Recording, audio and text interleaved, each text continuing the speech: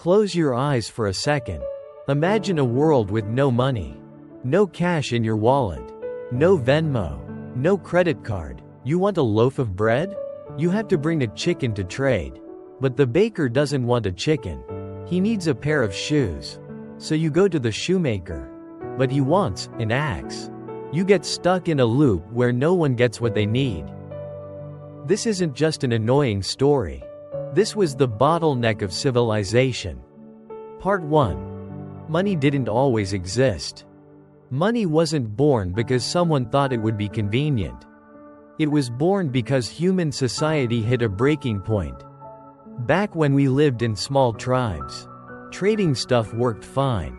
The farmer knew the hunter. The hunter knew the potter.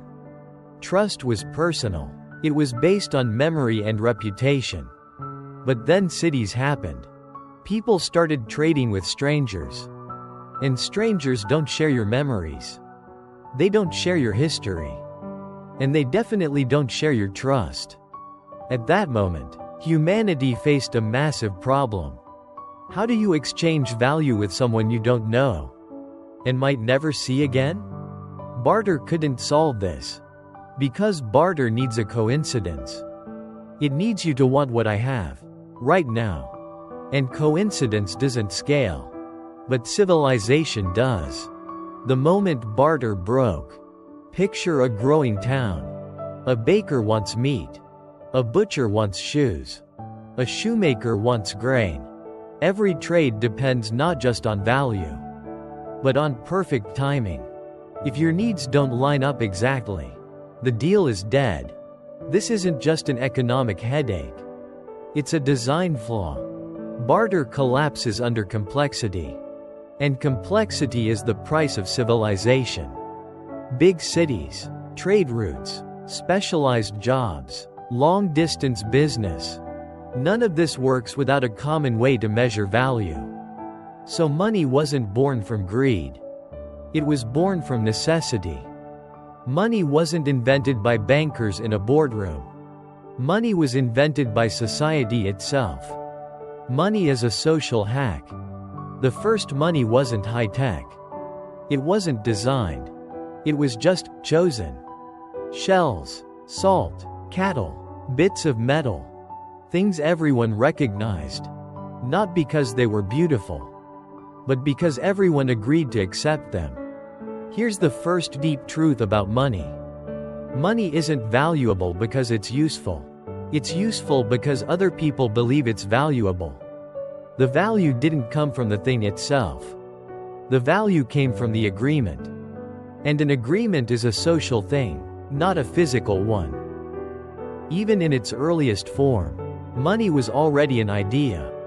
Why some things became money, and others didn't. Not everything makes good money. History shows that real money needs to check a few boxes. It has to be scarce. It has to last. It has to be divisible. It has to be portable. And it has to be easy to recognize. Over time, lots of things tried out for the job.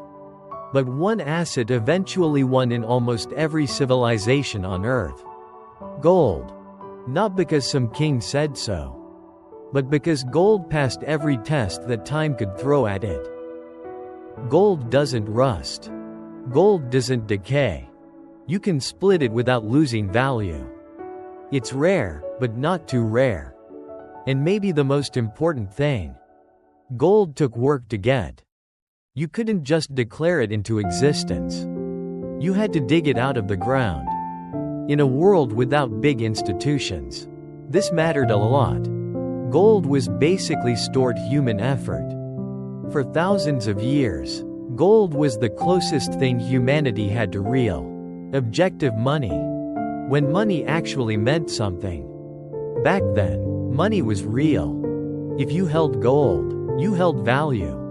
No promise needed. No bank needed. No government guarantee. Trust was built into the metal itself. That's why early money was stable, but also rigid. Gold couldn't grow when the economy grew. As societies got bigger, this rigidity became a real problem. Once again, Civilization outgrew its money.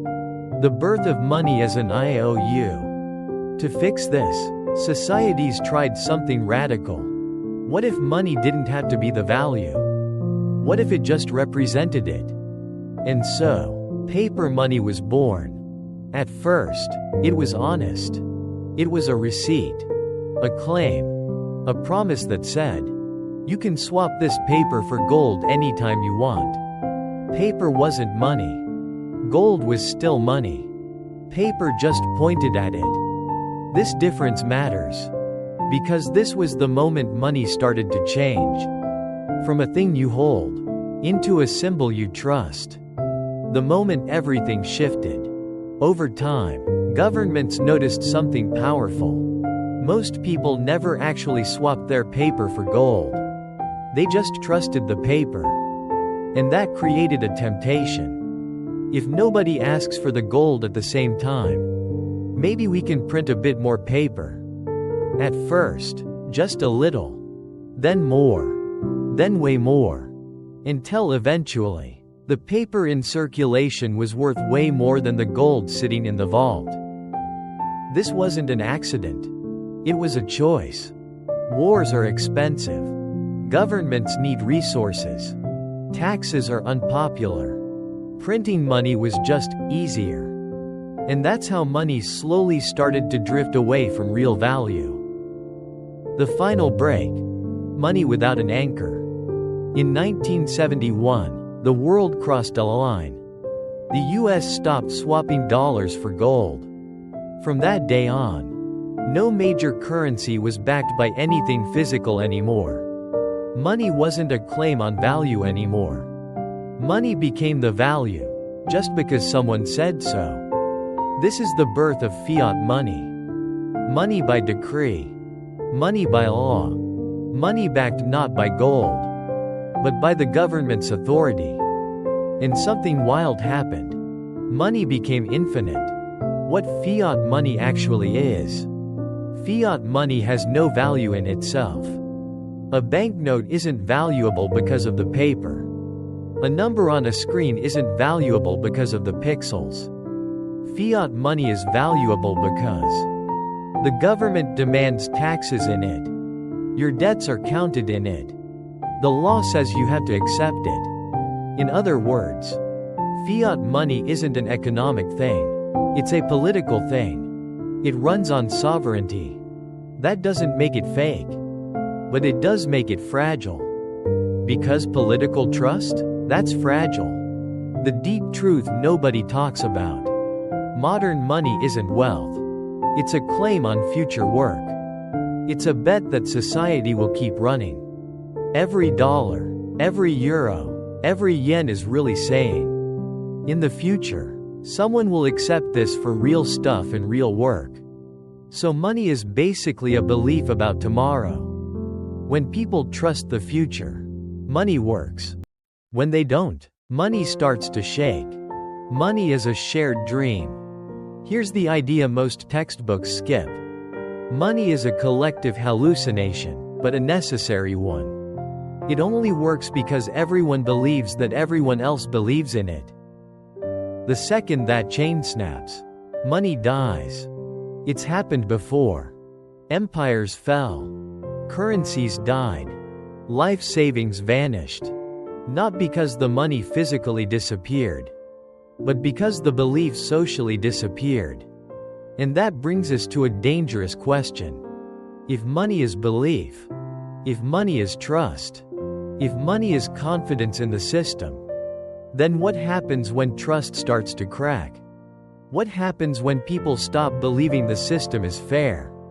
What happens when it feels like the game is rigged for some, and against everyone else? This question haunted the global economy for decades. And in 2008, it blew up. Because the next chapter of our story isn't really about money anymore. It's about crisis. And crisis is where the modern world started to doubt itself. Thanks for listening. Here's something to think about. If money is just belief, what happens when the storm of broken trust finally hits? We'll explore that in the next episode. 2008 and the Great Awakening. If this episode made you think, really think, about something you use every single day but never truly question, then we've done our job. Money is everywhere, but almost no one understands where it came from, or how fragile it really is. And that's exactly why we're doing this series. To pull back the curtain. To ask the questions that most people are too busy to ask. If you enjoyed this episode, or if it made you uncomfortable, that's okay too. Here's what you can do. First, hit that like button. It tells the algorithms that deep thinking still matters. Second, subscribe to the channel, because this is just episode 01. We're going all the way. From the invention of money, through the 2008 crash, to Bitcoin, inflation, and the future of value itself. You don't want to miss what comes next. And third, and this is the one I really care about, leave a comment. Tell me, before listening to this episode, had you ever really thought about what money is? And after hearing this, does it feel different? I read the comments. I want to know what you think, what you disagree with, what you want me to dive deeper into. This conversation isn't a lecture. It's a dialogue, and your voice is part of it. So like, subscribe, comment, and I'll see you in episode 02. Until then, keep questioning the things everyone else takes for granted.